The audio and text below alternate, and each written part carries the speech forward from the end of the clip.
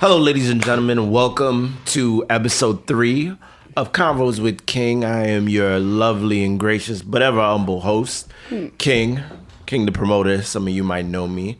And I have my good friend with me, Erin. Hi. AKA I am reborn. I am born. I'm born. You butchered that a little bit, but that's cool. I know. I apologize. How you doing, friend? Great. Finally, we've been able to make this happen.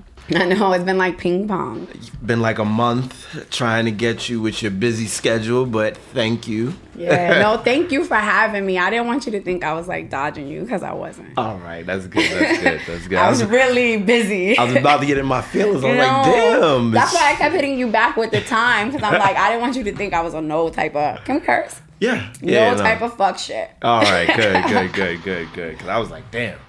I just got a couple questions. Right. So, I don't know if you already know, but anybody new to the show, this first season, I'm talking to female business owners, specifically Black female business owners, and just talking about the companies or the business or industries that they're in, just to give, a little bit of female woman empowerment. I don't really want to call it that because it's just empowerment altogether. Mm-hmm. There might be some dudes listening to this and say, hey, maybe I should try and get into that.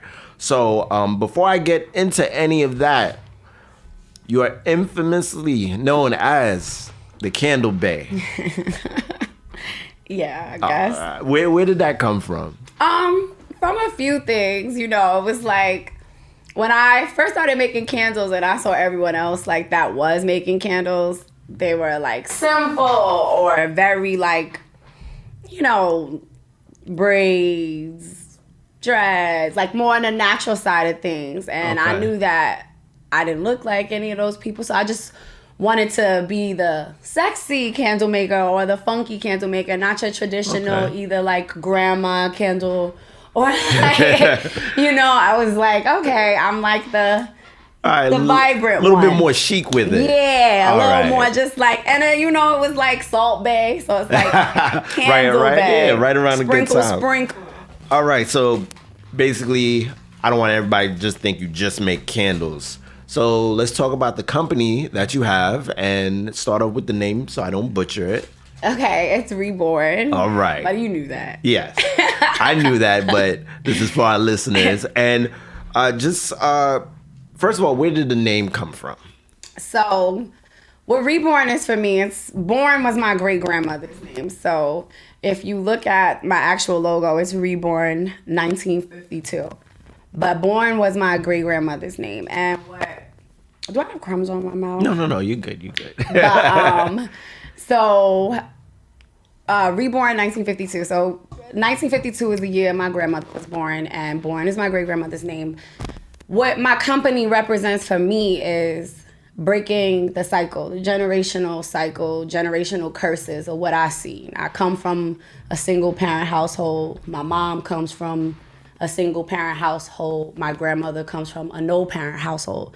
So for me, just seeing everything that they went through or hearing their experiences throughout life, I just always wanted to give them hope. So when I started my business, for me at first it was like trying to show my grandmother something different because she was just always like, girl, why don't you go fill out that bus driver, take the test, go be a cop. Old school, she just wanted me to be secure, which is, I understood what she meant. She just wanted me to be okay. You get your pension at the end, you'll be able to take care of yourself. You don't need anyone, know. But for me, I wanted to show her because she never did anything for herself. She died now, but in the middle of me starting all of this, but she never did anything for herself. She just made enough to rob Peter to pay Paul, and she did whatever she spared herself. She was the most selfless person I've ever met in my life. So everything of my business is from that and represents just the rebirth of me after the relationship that I went through and just feeling like I was literally about to become them. Oh, okay. Same. So you wanted to snap that real quick. Yeah. So for me, once my family started realizing like something ain't right. Like once she got with this person, we don't see her no more. She's talking less. She's just shutting down. But I had to learn a lot of things, and I had to get myself out of that. And now we're here. Nice, yeah. Now we're doing interviews. So, the company itself, what makes up Reborn? So we're a vegan-friendly home and body products company that I started after a burn accident that I had about 4 years ago. And I initially just started it trying to relax and calm myself. And then I had a whole 2nd and 3rd degree burn scar across my body. So I was like, I'm trying to figure out how to get this stuff off of me. Like, I'm trying to make something to make this scar go away, which it pretty much is. It's like... Barely see it. Barely see it. It looks like a birthmark at this point. And my skin was pink, like raw. I spent a month in a burn unit, so. Oh, wow. Well, thank God you're okay. Yeah. So basically, that's the story behind why you got into this industry. All right. But, like, what made you really, like, say, hey, was it that you didn't see anything like this, or you didn't see anybody like you, or you were just like, you know what, let me just do this so nobody has to feel the way I feel? Well, interestingly enough, I dated somebody that was in the nutraceutical industry, which is like the ingredients and all of the stuff that you kind of use to make lotions, soaps, pretty much virtually anything. Dope. And he had mentioned it to me before, but I was just like, whatever. You didn't meet him in the club. I did. Oh, wow. That's the person that fucked my life up. How you like, shortly? How you like, shortly? We're back. The snap back is real. How you like, but, you know. See, ladies and gentlemen, don't know who you'll find in the club. Yeah. So, and I didn't even know. That's funny, because I wasn't even ever like the person like to be like looking for anybody like, where the tricks at? Where the dollars? No, that wasn't my personality. But there you go. You can find a scientist if you look right, ladies. Yeah. He wasn't a scientist. He just owned the company. He was something else. Anyways. All right. So, you're in this industry now. Mm-hmm. You got to deal with customers. Mm-hmm. Real quick, just give me a bad customer experience. People love to hear those. Well, a lot of my business is online. So what happens sometimes, I think people forget that though it is growing and I'm blessed or whatever, it's still me. Like, it's me. I have an assistant. It's still very hands-on. So sometimes it does get overwhelming, which I'm the person, like, if I mess up, I'm going to send you something extra. I'm not just going to act like, oh, it's okay, we messed up. No. Yeah. But stuff has happened, you know. We're getting better with it. I'm learning more and more as I go. But the disgruntled customer would be the person that writes me in caps. They're pretty upset, you know. Everything's in caps at this point. That's my disgruntled customer experience. But those people I just refund. Oh, okay. Yeah. Just get them out the way. Yeah, I got no time. No time. So out of the line of products that you offer, what's your like top seller right now? So the lotions, definitely Humble Savage and Courage are my best sellers. Nice. Cause like if you have scars, if you have stretch marks, if you have anything like you're trying to get rid of, it will definitely help. If you have eczema, if you have really like flaky skin, it really helped me with my scars. And well, that's big in the Black community. I know I got a younger sister. She suffers from eczema bad. I mean, she has it under control, but now I know. You gotta get that Reborn, baby. Yep. Now I know where to go. Christmas it looked like a reborn Christmas for her. Somebody was like Courage, Savage. They having guys, what's your favorite, Courage or Savage? If you've tried it, Humble Savage or Courage. All right, dope. Definitely gonna look into that. So, are you in any stores right now? Or? I am. Okay, what stores are you in? Like, I can't run them all down, but I'm in Just LA. Give me a number. I'm in New York. We're in about 20 to 30 stores at this point, but boutiques. Okay, we're not boutiques. in like big stores. We're not trying to box, keep it intimate. I kind of want to keep it that way. Okay. I'm trying my hardest to. So you don't have like a dream store that you want to be into? Like, when I get to the point where I feel like I've done enough of my footwork, then I'll let them pimp me out. Oh, okay. You know, that route isn't for everybody, and I champion the people who don't take that route because it's like it's like selling your masters to the record company. Like, own your masters. It's a little more work, but a lot more reward. So, but I would do it. If they got the money, they come with that check. I will do it. I'd be like, like, how many O's, sir? Oh, okay. I think we. All right. So I'm very new to this whole podcast thing, so I be trying to pace myself. I don't want to be running through it, you know. Sometimes it feels like I'm just like, all right, so yeah, tell me. I'm done with what I had to do for today. So. All right, cool. Yeah, because I just wanted to chill because, you know, I remember when you started this company, I was just like, hey, what? What is she doing? And, you know, because for me, it was like, you know, I've known you, I don't even know, maybe like towards the beginning of my nightlife career. It's like 10 years. Yeah. So, and then, you know, you kind of disappeared for a while. Yes. And I didn't know that you had an accident. I mean, of course, I know the story now, but I didn't know you had an accident. So when you came almost out of nowhere and then you had this company that kind of like just came along right behind you, I was just like, wow, this is interesting. This is something different. Because you don't see a lot of females or just a lot of black people generally start these kind of businesses. Right. So my question is like, why do you think like this isn't like a go-to for most people? Do you think your experience had a lot to do with it? Yeah, I think for me, I didn't want to do the conventional thing, like, you know, sell hair, lashes, you know. Nothing wrong with that. Nothing wrong with it. But I just felt like I wanted to do something that I really didn't see many girls that looked like me doing, because I would love to be an example for those girls that look like me, to know that anything you want to do, you don't have to just play basketball. You don't just have to rap. You don't just have to sing. They'll let us endorse other ways. There's other things that we could do. So that was just my thing. Like, and I love hair. Everybody that knows me knows I love weave. I love eyelashes. I love all of that stuff. But just for me, and I have a whole cosmetology license, but I just really didn't want to just do that. I wanted to literally just do something that I didn't see anyone that looked like my skin color doing. No, I get it. But listen, I love it. The brand But is shout dope. out to Lit Brooklyn. It's just another black-owned candle company. A girl from Brooklyn. She's dope. I gotta look her up. Shout out to her bring too. her on She's this show. dope. I don't know her name, but she's dope. Don't worry, I'll find her. I'm not the only one, but you know, I just wanted to. Oh, that's dope. So, in getting in this industry, have you come across or met a lot of people that you would say you kind of relate to, or you are almost like a mirror, like, hey, oh shit, somebody like me is doing this? No. That's what I meant. Like, when I started it, I felt like, you know, like, even when I would do my markets, I had a market in Soho, I remember. And it was this nice girl. She was from the country, Georgia, next to me. And not the state. So her name was Katie. And I would go as myself. Like, you know, wash and set, big hair, like myself, right? Yeah. And it would be like, you know, like how you spritz a girl, you want to try lotion?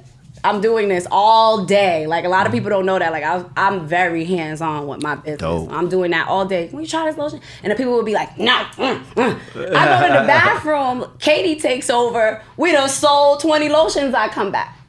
So I started to feel like, oh, why? Because I don't have on kente cloth, you know, like, or because I don't have bantu knots in my hair. I don't have locks or faux locks, and I'm not trying to play that game with you. Yeah. You know what I mean? So that for me, because it's almost like they box us. It's like if you make soul music, they gotta make you look like India Arie or Jill Scott, or and it's not that. You are who you are. If you're soulful, you're soulful. You know, you don't have to have on a daishiki to be able to mix shea butter.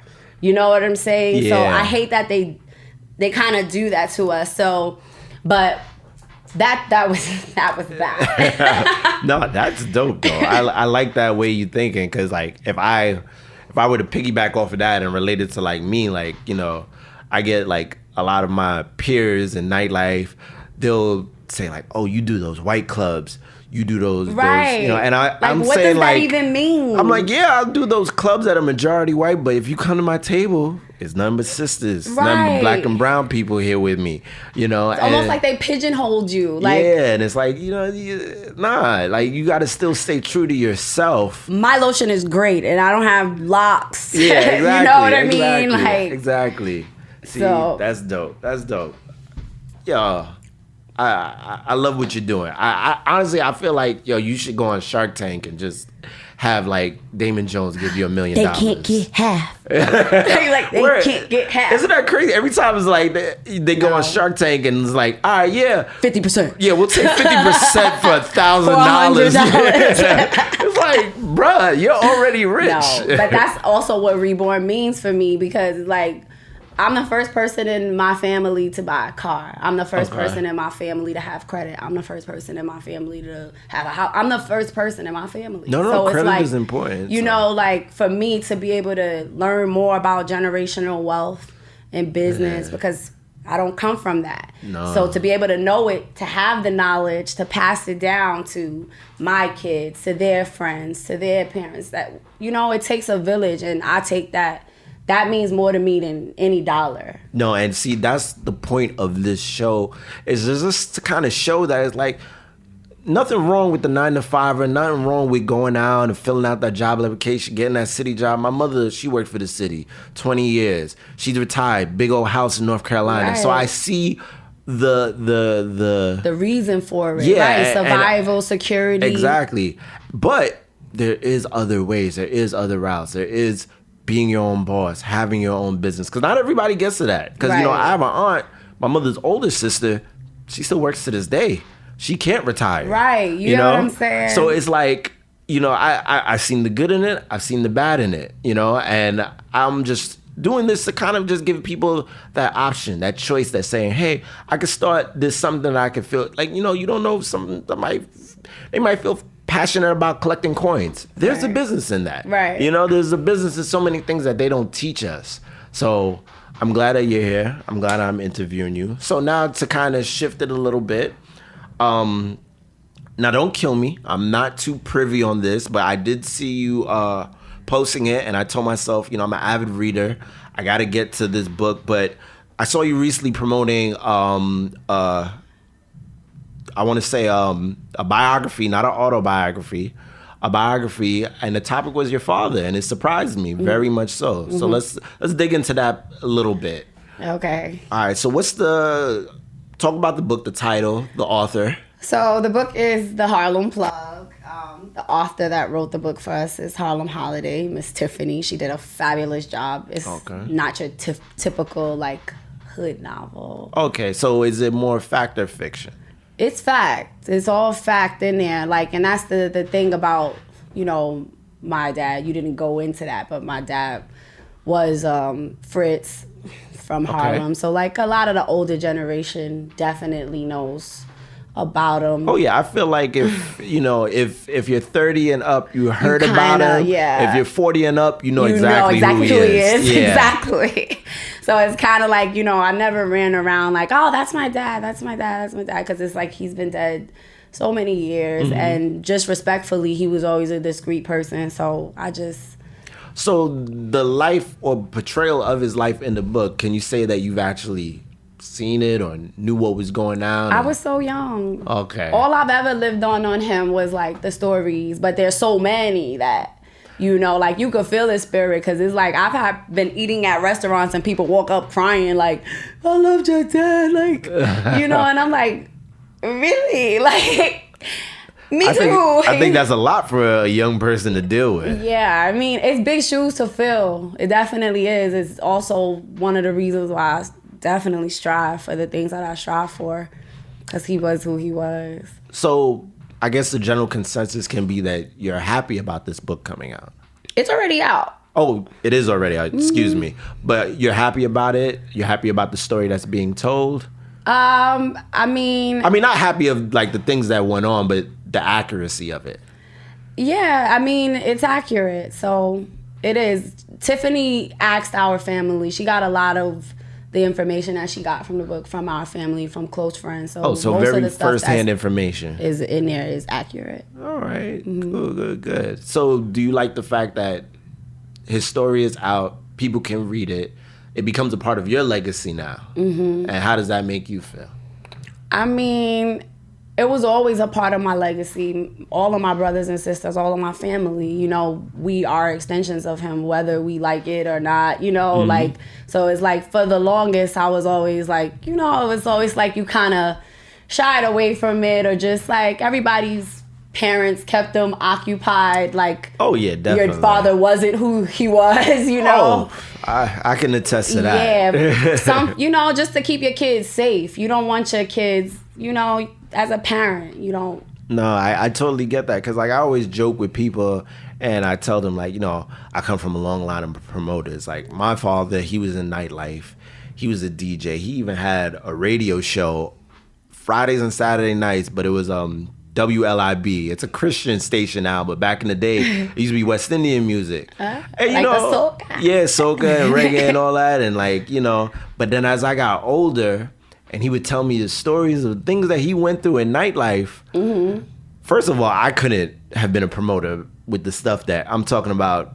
Guns in his face, shots ring all right above his head, and he's just at the door collecting cash. Mm-hmm. Like he's not even in the party at the moment. Him having to deal with people threatening him, all types of stuff. And if you met my father, he is nicest, nice guy, sweetest. Yeah.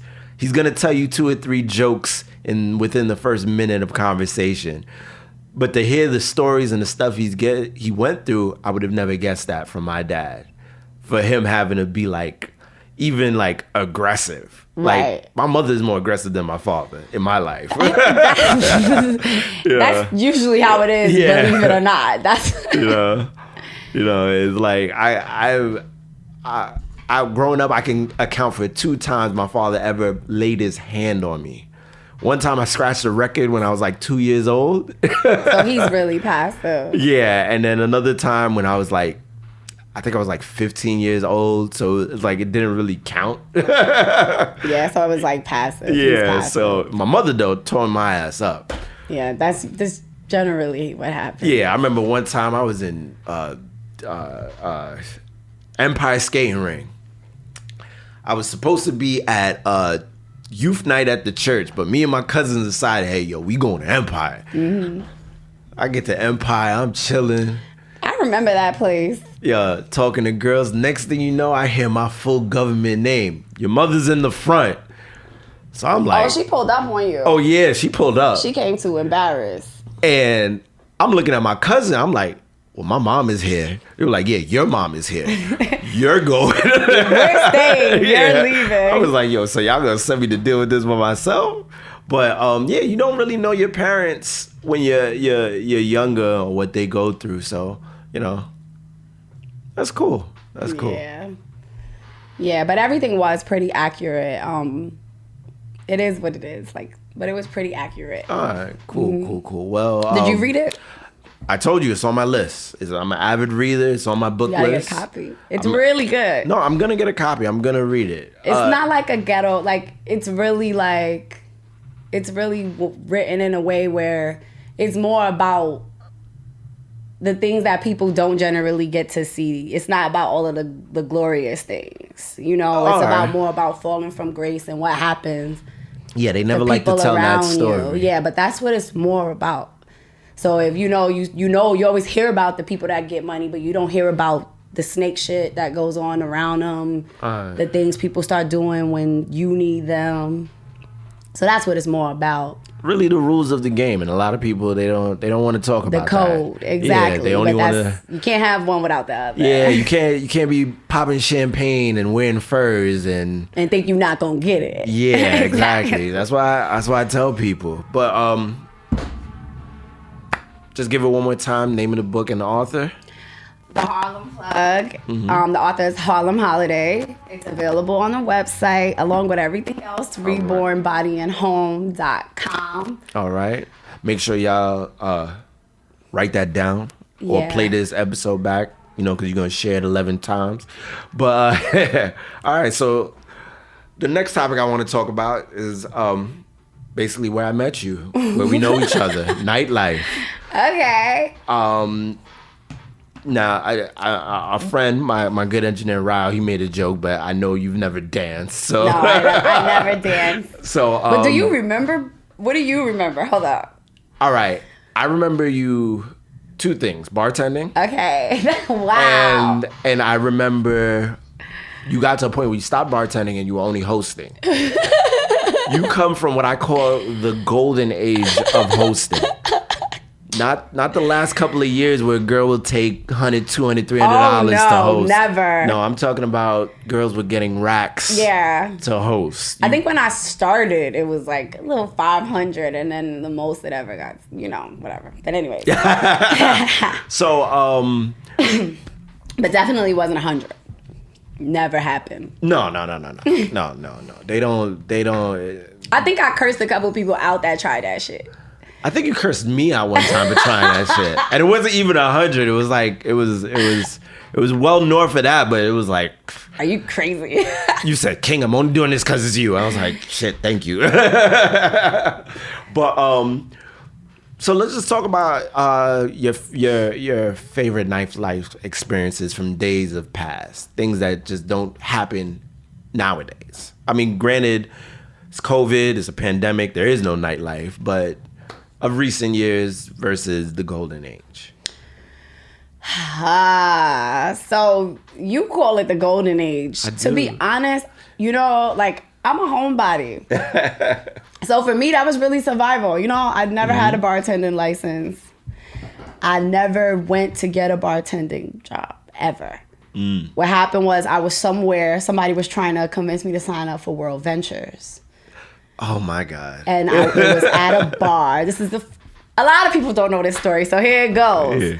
But I was at a bar, and it was one of those like where they invite you to watch the game, and then it ends up being a fucking presentation time. And none of y'all niggas ever gave anybody that BMW. Exactly. I definitely didn't get my BMW, I signed up for that shit then too. But anyways.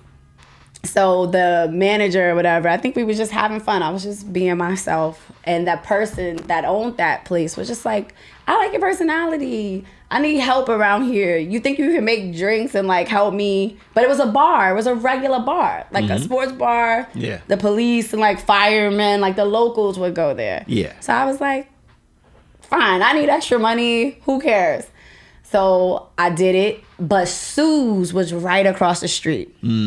So all of the promoters from Sue's during that time, like, would have, lunch or whatever, meetings at the bar. And I would be in there doing karaoke, bugging out, entertaining them. And then they would ask me, like, do you want to work my party? Yeah. That's how I got into bartending. Like, It was never my thing. To be honest, I hated it. And when I bartended, it was no girls brown. So they used to do stuff like try to stick me on like the slow side. But I used to work their ass. Because I used to smuggle my own bottle in. So, because, especially once they put that clicker. Oh, that's probably the worst thing that ever happened to strip clubs. Not for me. Not for me. Go in a little earlier, bring your bottle on. Bring your bottle in, and that's what I would sell the whole night.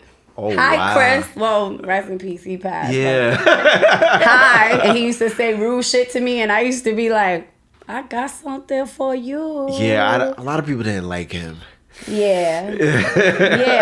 Yeah, I remember he was so rude. He was like, I remember he told me he was lucky he hired my black ass. I was like, wait, what?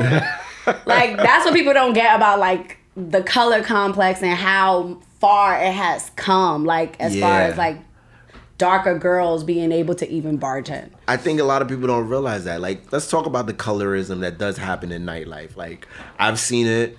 I know you have seen it.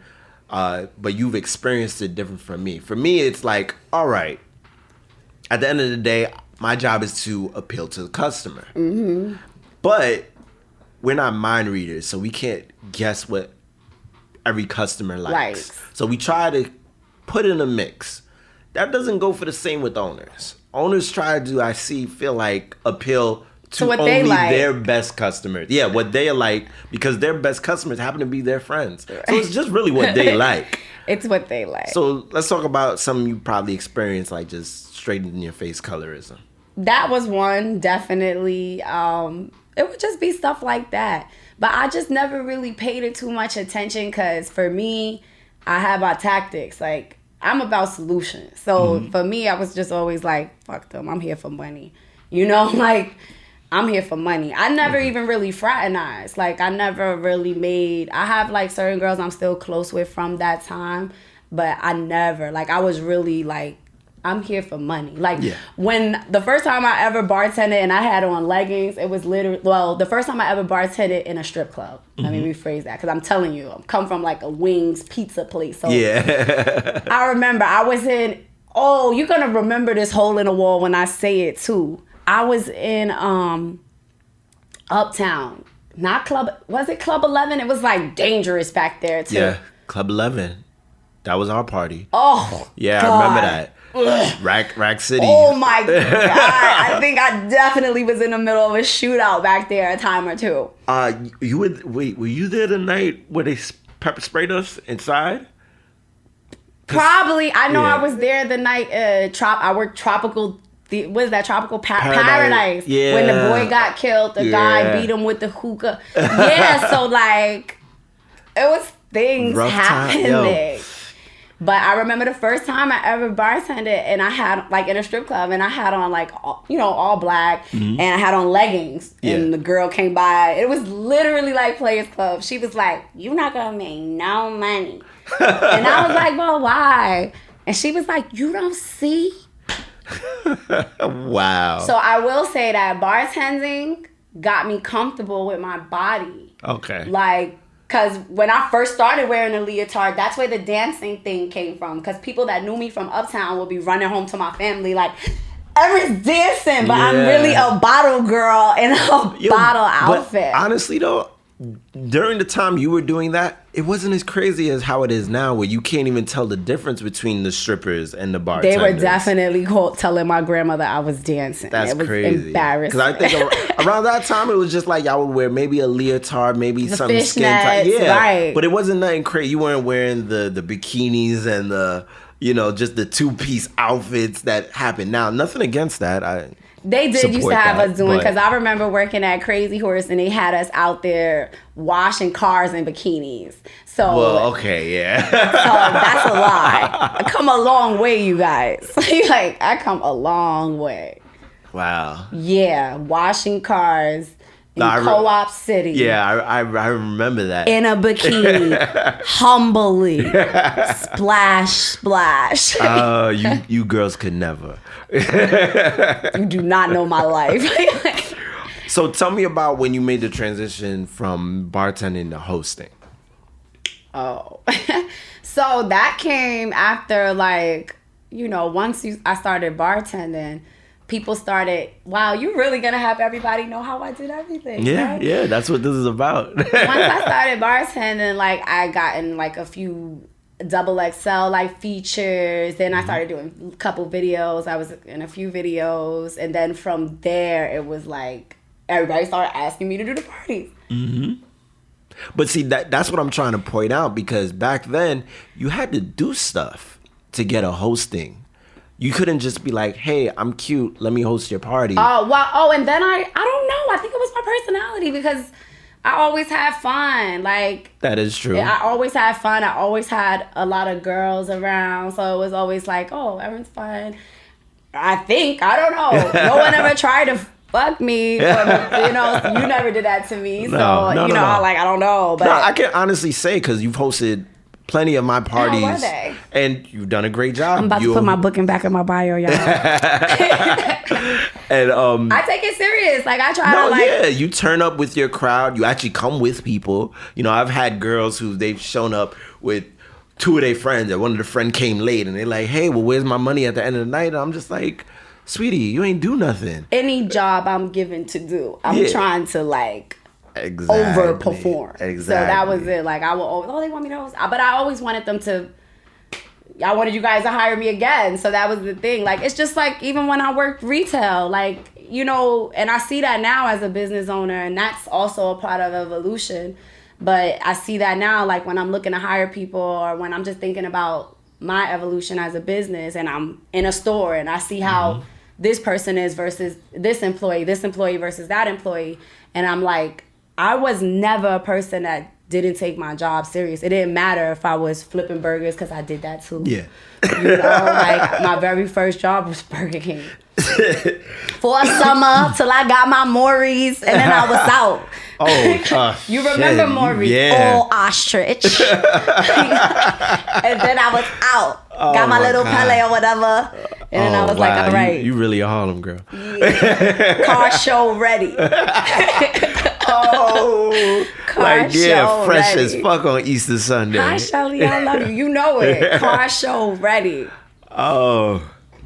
So, you don't host as much. Now I hate it. Since, you basically answered my next question. Do you miss it? No.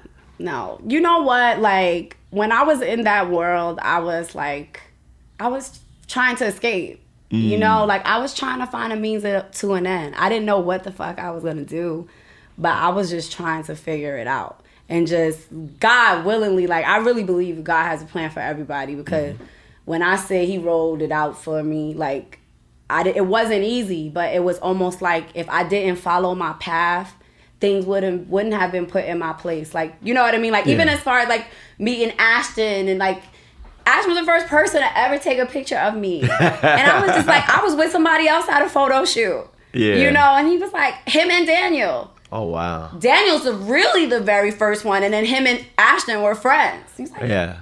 Shout out to Ashton, one of the dopest photographers out. Yeah, I didn't even know how to be sexy. Nothing. I'm in front of the camera like, y'all think I'm cute? Like my hair go where?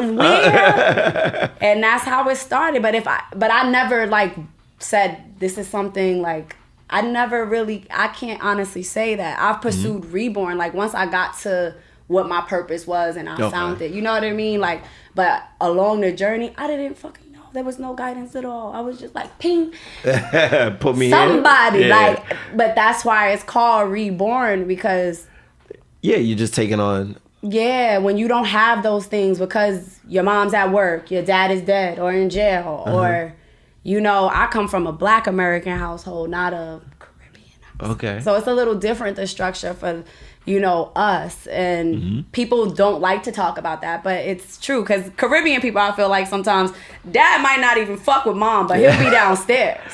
That is true. You know what I'm saying? Black American, it's more like, dad is not around, or dad is dead, or dad is in jail, and mom is dealing and she's trying to survive. Yeah. So whether that, you know, just different things happen because of that. So for me, just trying to find a way, like, you know, your mom's trying to figure it out. First, initially, my goals were just you know, I was just trying to figure out how can I help them? Yeah. How can I make their lives easier? Because this is fucking crazy watching this shit. They shouldn't have to work that hard. It is. I mean, what does the saying go? Like, you know, we you know, anything to make mama smile.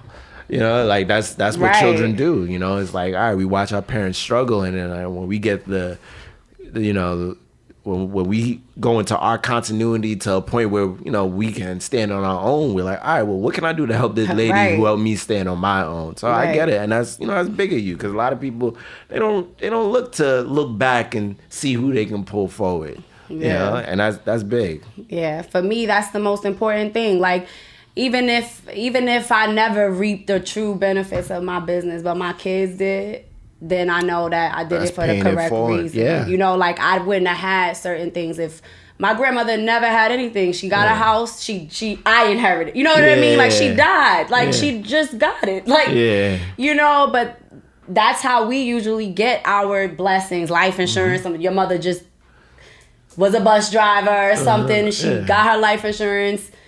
Yeah. You know, it's unfortunate. Yeah, you can't pass down a city job. Right. Now you have something that you can literally pass it down. Exactly. Nah, that's dope. That's dope.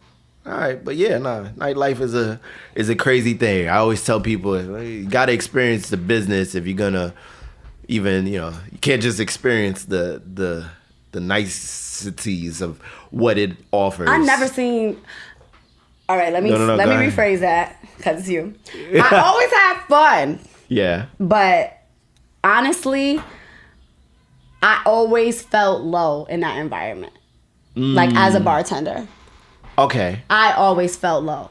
I think the experience is a little different with bartenders, so I can kind of see where you're coming from. Yeah, because like when people would try to touch you, especially because like I said, I never like, you know, those other girls that came in for the position. I didn't even know what the fuck I was signing up for. I was just like, I need that cash. Yeah. You know what I mean? And then when I got there, I'm like, oh, they want to smack your butt. They want to touch you. Yeah, So, and the thing about it is that like it's a very misogynistic environment, and not just from men, from women too. You know, because I've seen women, just as men, is like, oh yeah, that's just the whatever, or that's just a girl come over here, or you know, and be that same kind of aggressiveness that you expect from and you do see from men. So I get the experience is a little like, hey, this is good money, this is fun, but it's things you go through, and you, no matter if no one ever admits it, you're degrading yourself. Yeah, you're degrading yourself.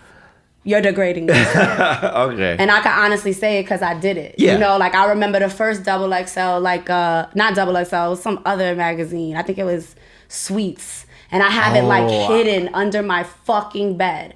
It was like, don't nobody go under there. But I remember that photo shoot. I remember Sweets magazine. Right, and it was a guy with a jerry curl taking the fucking pictures. Mm-hmm. He's like bent over, arch your back. And I'm like I'm mortified, but at the same time, I'm like, is this how this shit go? Like, you know, like... Yeah, because you don't really have anybody giving you the play-by-play. I'm literally learning everything as I go. I'm like, what the fuck? I'm just trying to find a means to an end. Like, is it going to get me through another door? Like, you know what I mean? Not without... I never had to sleep with anybody, thank God. Like, I never did that type of shit. But anything that I could work through, I did. But I always felt... degraded. Like at a party I can enjoy myself, but like with that type of stuff I was always like, girl, when is it gonna be over? That's why the person that got me out of it, you know, it happened so quick, because if I knew anything that I knew now, I would have never let that person take me. Never. Like never. But because like I said, well, we end up chasing, and I'm just being transparent. Like it was like, oh, you want to do what? Oh, okay. But I wasn't looking for that. So when it happened, it was just weird. I was just like, oh, thank God I could relax. Because I literally been working from 14 years old. Yeah. You know what I'm saying? So when they were offering something, I'm like...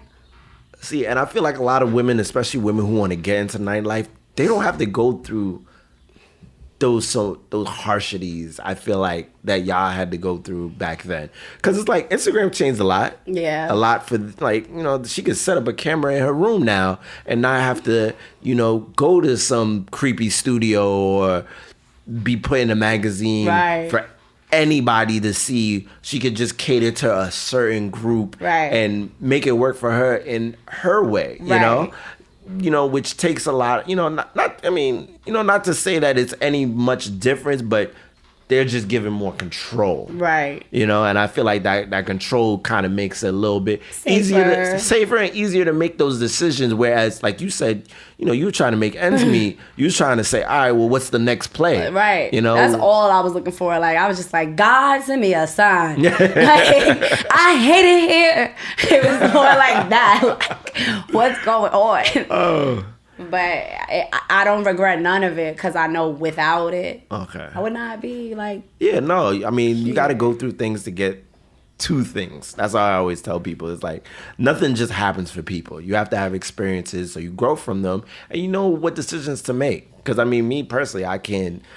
You know, I've spent enough years in nightlife to know I don't want to do this exact thing forever, but I know where I want to go. You throw pretty good parties, so thank you. That was gonna be one of my other questions. They're safe. People don't die at them. How you like they're safe? People don't die at them, and they don't have you standing in the cold. Exactly. Even though I never do, but I mean they don't do that to people.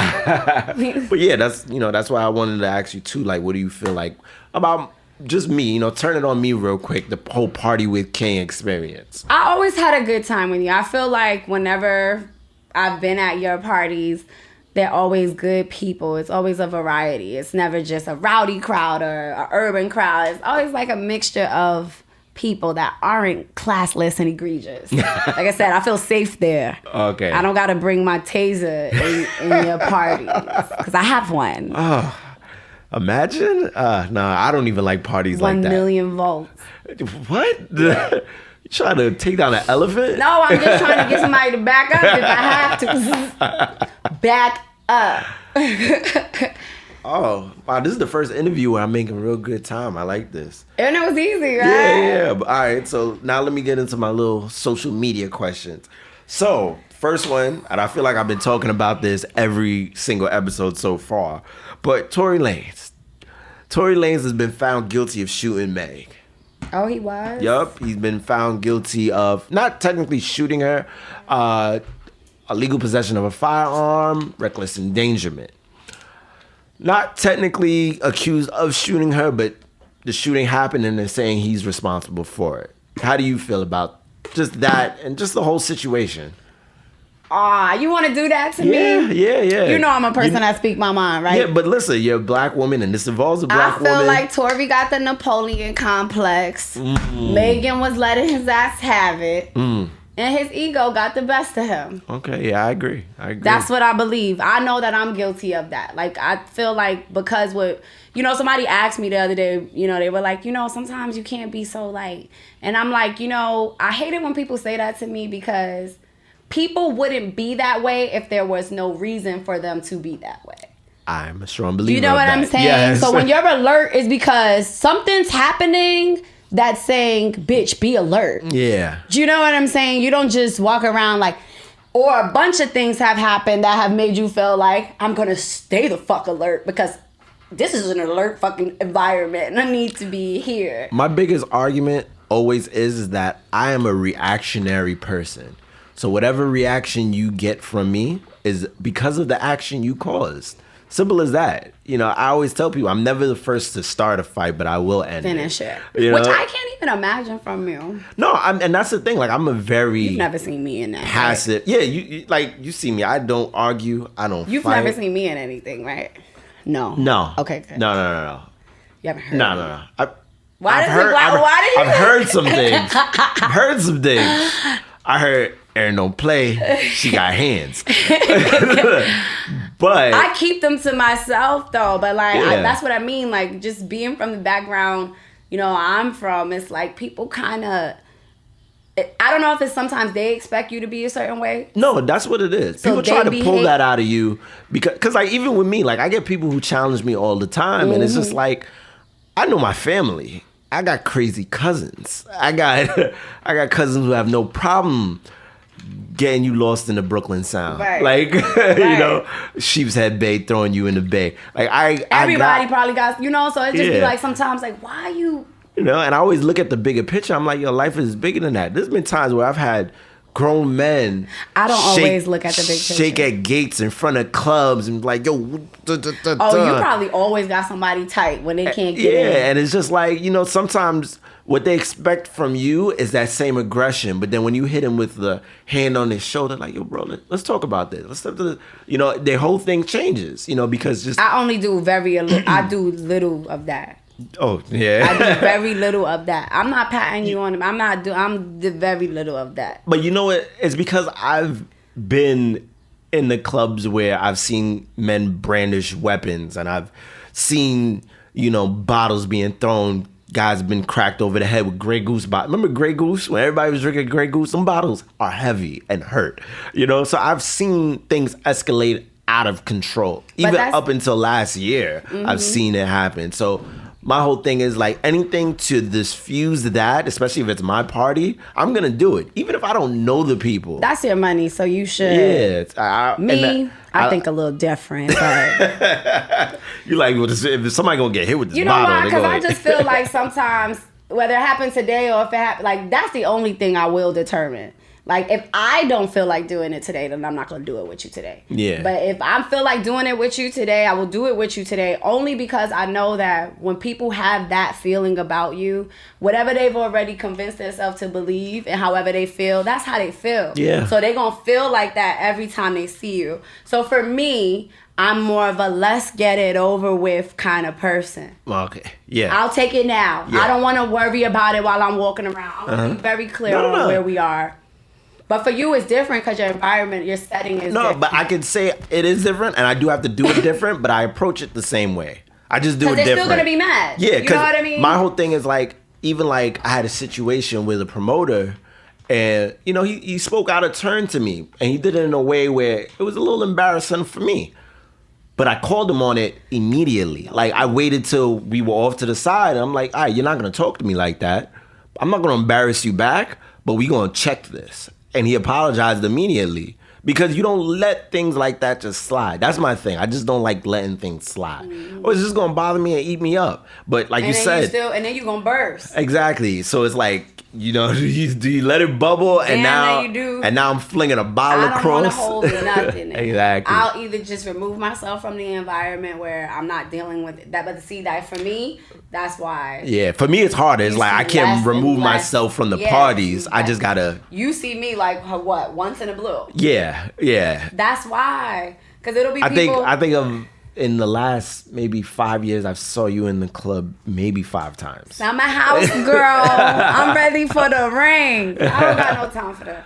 Like, I love it, but I just feel like sometimes, you know, you will lose focus in that world. It's bad. Oh, definitely. I see it all the time. I see a lot of girls and a lot of guys who just get lost in the sauce, as I call it. Like, you out here every week, but like, what's your savings like? Yeah, you gotta stay exclusive. If you just outside like everywhere all the time, to me, I feel like your value kind of low. Yeah, see, and that's the thing. Like, I got one of my friends. He's like, "Yo, you only go out to your events," and I'm like, "Yeah, because if I'm out at my events and then I'm out at this person's event and that person's event, what's the sense of coming to my events? People could just see me everywhere, you know." So I get that. You gotta be like, I'm not going to. It's like me. You know, using other people's lotion or candles. Like, no, why would you? That's ridiculous. Why? I make it. Like, no.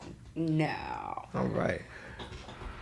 What's next? Let's see. All right. Jeezy versus Gucci. I know you saw the verses. Yeah, I did. You know I did. I feel. You want my opinion on that? I want your opinion. I want to know if you're a Jeezy girl or a Gucci girl. So, here's the thing. Okay.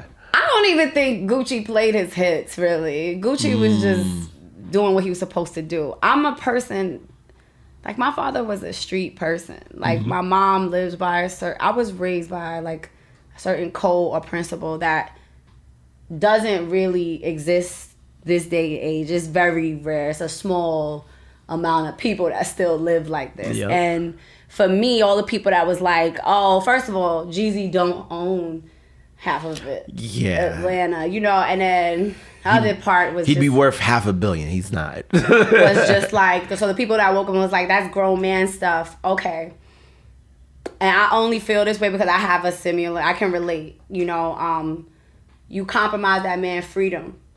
You know, you had him in a situation, you know, and I think he did time, right? Didn't he spend some jail time? He did spend some time, but then he got off. Yeah. But you had him in a cage. Yeah. After y'all try to set him up, rob him. I'm not because I don't keep my ear in people's business, but how he acted, I think he did really fucking good. If you ask me, he did good. Yeah. He did great. And he said, and that's how I am with things. Like, I don't always want to, because even when the guy died, he got off because it was a setup. It was a home event, whatever, and the guy died.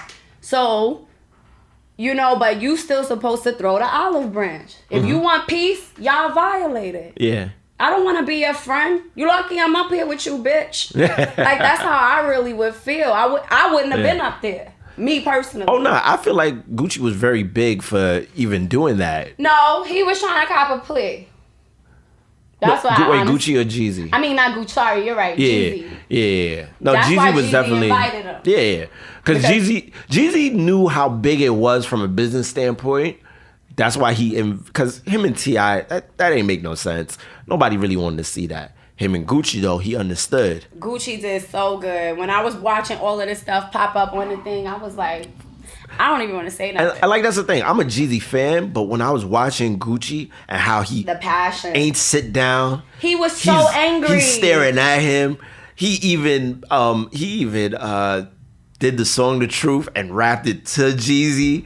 He wanted to fight. He was doing really good. I feel like a lot of people, because like a lot of Gucci fans now are new Gucci fans. They're just got out of jail. He in shape. he not drinking, he not Gucci. smoking. You know, so they don't know a lot of the old stuff. So they don't even know like they don't know what's up. when he said like yo I'm smoking on that Pookie Loke pack tonight. Like Pookie Loke was Jeezy's boy who he killed. Right. Like it was a lot of underlying stuff that was going on, a lot of street stuff that I felt like went over a lot of people's heads. So it's like, for the streets, Gucci won, in my opinion. Yeah, Jeezy got more hits, better hits, and Gucci, I feel like didn't even play a lot of like he didn't care about he didn't play that. his song. He didn't play his song with the Migos. I don't even think he played Lemonade. Did he play Lemonade? No, he played Lemonade. Oh. He played Lemonade, but he ain't play his song with the Migos. He ain't play his song with Lil Baby. He ain't play his song with Chris Brown. He ain't play a lot. Only big song he really played was like Lemonade, the joint he got with Drake. And then he played like a lot of his mixtape stuff, but a lot of his mixtape stuff had distance for Jeezy in it. He went in there. Labels couldn't touch. Yeah, he was there to verse him. You know, he was there to battle him. He didn't care about that. And Jeezy at the end of the day was just there to collect the check. Yeah.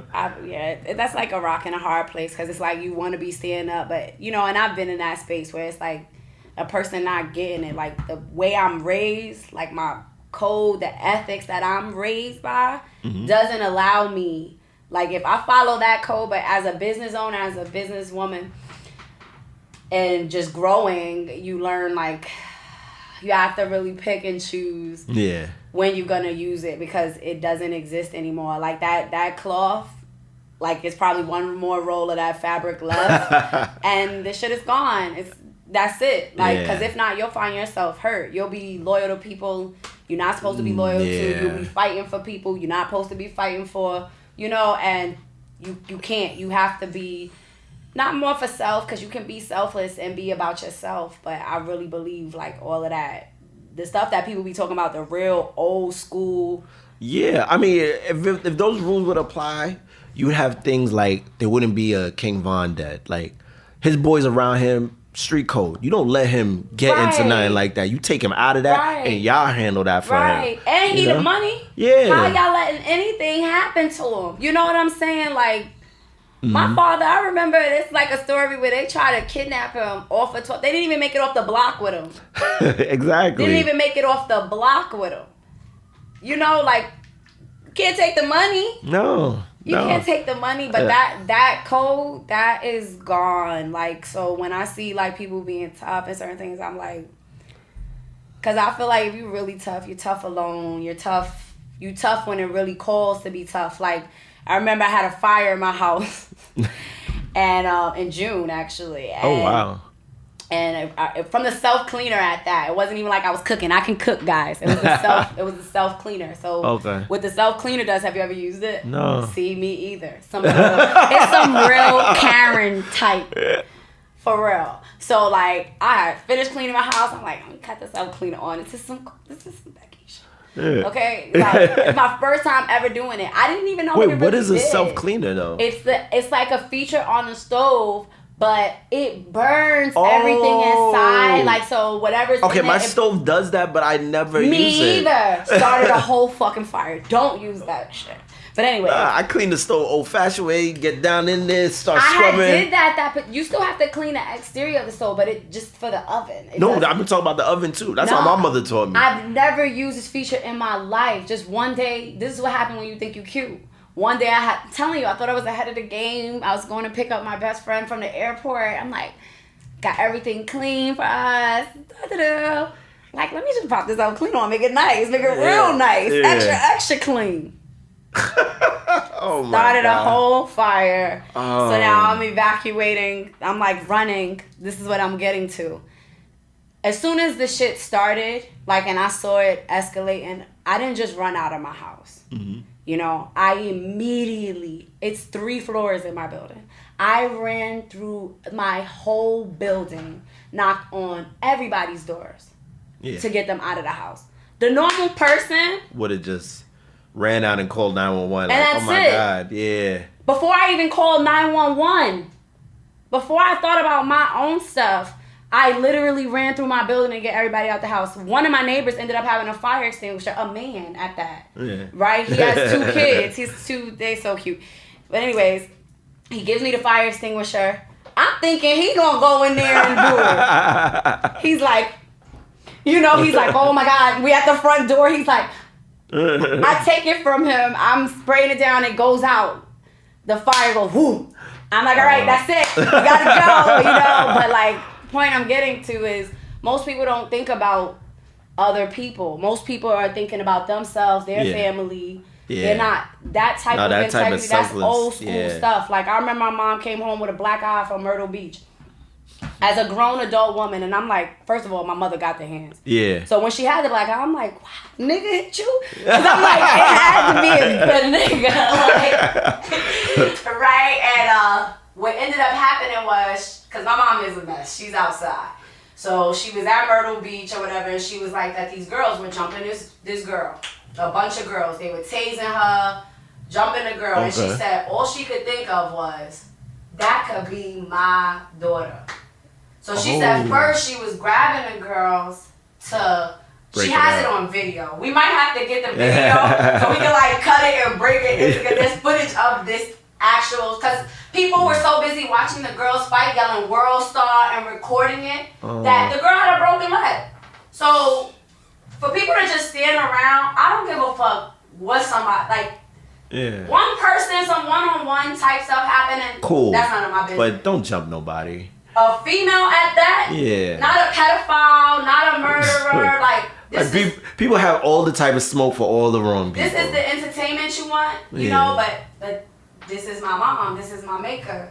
Yeah. She ain't raised everybody. So that's why she come home with a black eye, you know. That's why I'm running through my building through 3 floors. That's what I'm getting to, you know. Integrity. Nah, it's lost on this generation a lot of times. This generation. I think from like the crack era on. Yeah, you got a lot of niggas who you... It's opportunists. Like, yo, you a grown-ass man. You not made right? Like, I don't get this. But see, that's the thing. Like, I come from, you know... Like, you know, my father wasn't in the home, but he was still a presence. And I grew up around a lot of men. Mm-hmm. Grew up around a lot of women, which is why I feel like I'm real sensitive to a lot of female causes. But my cousin just put that year Myrtle Beach, we had fun, too. Wow. I'm telling you, true story. That's funny. That's funny. But yeah, you know, you don't get a lot of people who you feel like gets raised right. That's what I call it. You're just not raised right. Is that raised right or is that raised different? Because that's not necessarily raised right. Raised right is to just avoid trouble, keep your head straight, you know. But for who though? I feel like for us as, you know, people who are, you know, on a whole by this country disservice, you gotta kind of live by different rules in order to survive. Right. You know, I don't feel like, you know, America is really set up for us to just be like, hey, let me just turn the other cheek and be an upstanding citizen when there's a lot of shit we got to deal with. You know, that's different. You know, we're in communities where we're living on top of each other, where, you know, we all don't targeted by police. We don't have all the same resources. Profiles. Don't even get me started on Daily. that. That's what I mean. Like even with the lotion thing, like I'm telling you, or being a owner of this type of business, it's like, oh, you make candles. Like, you know, like my neighbors still don't technically believe it. And I've given all of them candles. They're like, you should have said drug money. They're like, you're never at work. I'm like, I work there. Like, I live there. All right, so let's see. I got a couple more social media questions. Okay, it was actually, you know, I've met him a couple of times. I could say I know him socially. Michael B. Jordan was named the sexiest man alive by People magazine. He fine. Oh, so you agree? Because I was in the front running. I don't understand why I ain't get it. I won't judge on the sexiest man, but he's a nice looking guy. Only reason why I'm not gonna say I'm not gonna say he's the sexiest man alive because he's not my husband. So whoever my husband is, is reserved for that person. That's the only person I'm ever gonna call. Look at Erin running for office. But you see, that, right? Character, integrity. That's the safe answer. Husband, like, remember when you called Michael B. Jordan? Bringing it up like he forget to get the groceries and he's like, yo, listen. Like, right here. Yeah, shoot. No. You eat the last chicken wing, he bring it up. Like, I bet it was Michael B. Jordan. Michael B. Jordan could have had your last chicken wing, right? Exactly. Yeah, we're not doing that because mine can't do none of that. Exactly. No. Sexiest woman alive. Go be with her. Like, nigga, I'm your Beyonce. Exactly. And that's on period. Beyonce. All right, we mentioned this a little bit before, but George Clooney, great actor. Recently, he did this, a couple years ago, but they brought it up again because he explained it. But he gave 14 of his best friends $1 million each as a repayment for their friendship, helping him out when he was a budding actor, when he had no place to sleep or go. Fair. And I think it's more than fair. But to ask you, do you, feel like you know that many people you'd give $1 million to, or just generally would you be? I don't got 14, but I got like a strong 6 or 7 that can get $1 million for me if I get there. Okay, so do you feel like that's the true repayment of a friendship when you are successful? I mean, I believe it's a really nice gift because being successful has a lot to do with your happiness.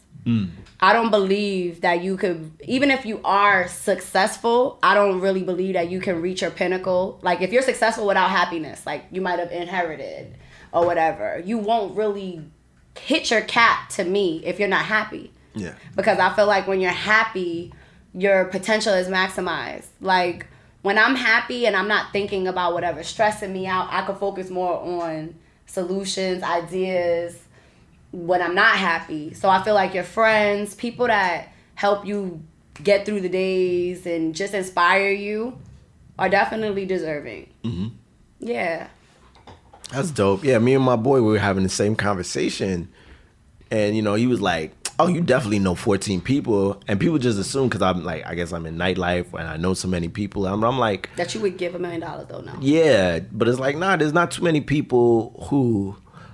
I always tell people, being a promoter is, it's a job where you have 1 million friends but nobody to lean on, And I can, or just a business owner, period, I believe. Yeah, you always get, it's the same thing with a business. You own a business and everybody's happy for you and love your business. But, in the same token, they're like, hey, so discount?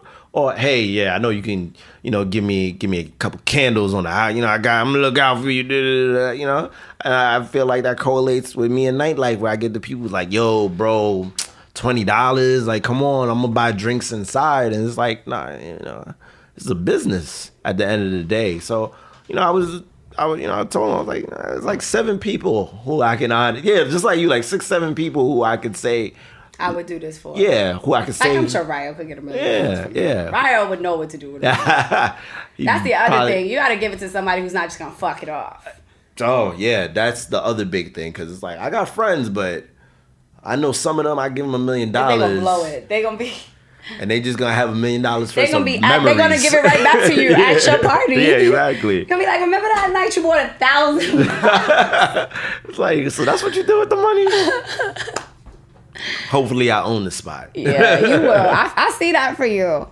God willing, 2020. It's all around us. Yeah, after they pump everybody with this vaccine, I ain't taking it, but... I'm ready to live under the grid. I'm like, I can live under the grid. I kind of do, but, I know, for real. Like, I'll be somebody else before they put that in me. Yeah, because it's like, that, like, I don't even have this as a topic, but like, this vaccine thing is like, people don't realize, like, vaccines take years before they even, like even they finally, they say that they've admitted that it causes autism, it causes all of these defects, birth defects. So I don't know why they keep trying to administer drugs that they know are harmful to us. It took years for them to develop the polio vaccine.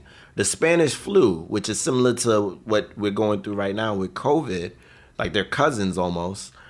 It took 2 years. This is the same thing. This is just the second lapse of SARS, which is... Yeah, basically. And it took them 2 years to develop a vaccine. And then, my whole thing is like, they're trying to roll it out in 2 months, 3 months. It scares me, you know?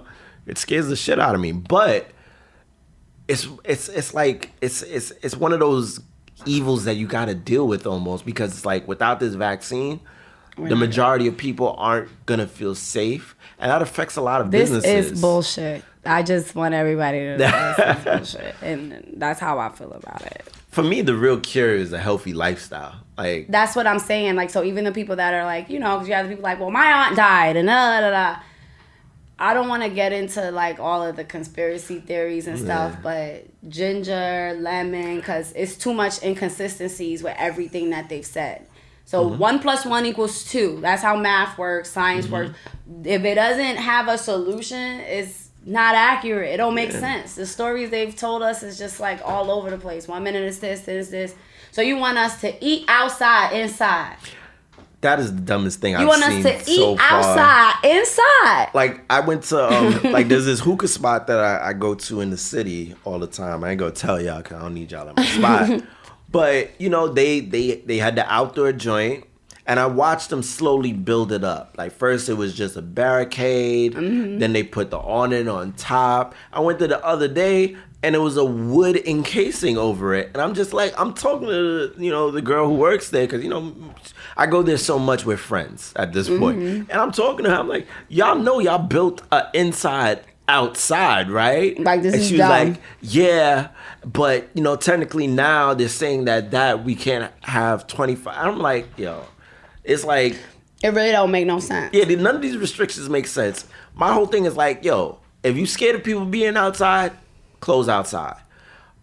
But if you're not that scared, then let us all out, because it don't make sense. The restriction, the 25%. Even Atlanta, it's like the airport is like mask, and then as soon as you step out the airport, as soon as you leave the airport, it's like, it's free game. Why you got a mask on? You know? Like, you look crazy. Like, we don't got a mask on in here. Yeah, the people look at you like you sick. Like, oh, you definitely got something. You got that mask. That mask on. Honestly, it goes back to, remember, like maybe like 2-3 years ago, whenever you saw an Asian person wearing a mask, you'd be like, They knew something we like, didn't. Ming Su, you good? Like, look who's laughing now, though, right? Yeah, now they laughing at us like, shit, like, this is what we trying to tell y'all.